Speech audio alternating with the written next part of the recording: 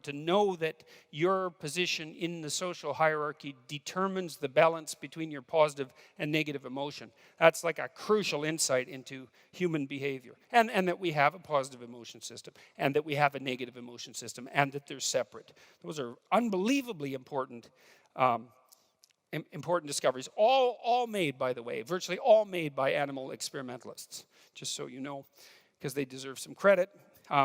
So now, the issue is, how is your perception related to your emotion?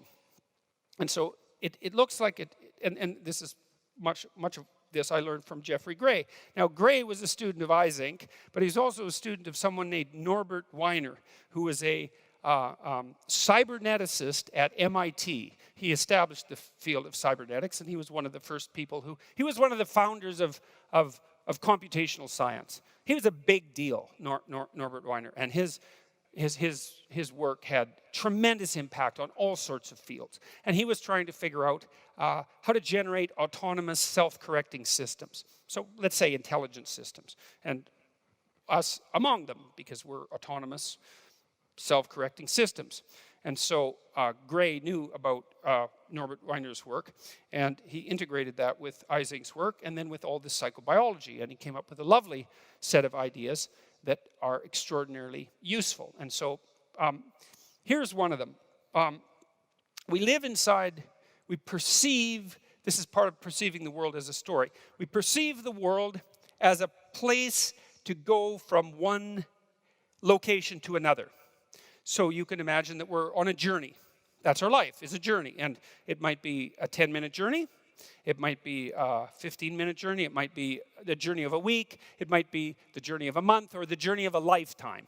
And, you know, maybe what you would want is that the journey of a minute and 10 minutes and a week and a month and a year culminate into the journey of a lifetime. You know, you could imagine that you would want some continuity across all that, so that there was some integrity to your existence, so that each part of what you were doing was related in some intelligible way to the whole. That would be an ideal. When you think of someone as being integrated, right, as having character, something like that, that's really what you mean. You mean that all the parts of what they do fit somehow into an integrated whole.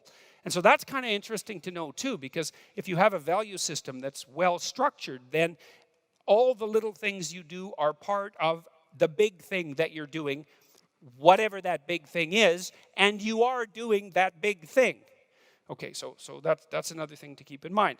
Now, so you're looking at the world, you're a creature of action. You have to be a creature of action because you have to act in order to live, because if you don't act, well, then you fall apart and you're overwhelmed by despair and negative emotion, and you starve to death and you die. And so not acting, not an option. So unless you're willing to take the consequences I just described. So you better look at the world as a place to act. And so how do you act? Well, you're somewhere. You should know where you are, by the way. That's very helpful psychologically. You know, imagine you have a map, you're in a car, and you don't know where you are. You're trying to get somewhere. The map's not helpful because you don't know where you are.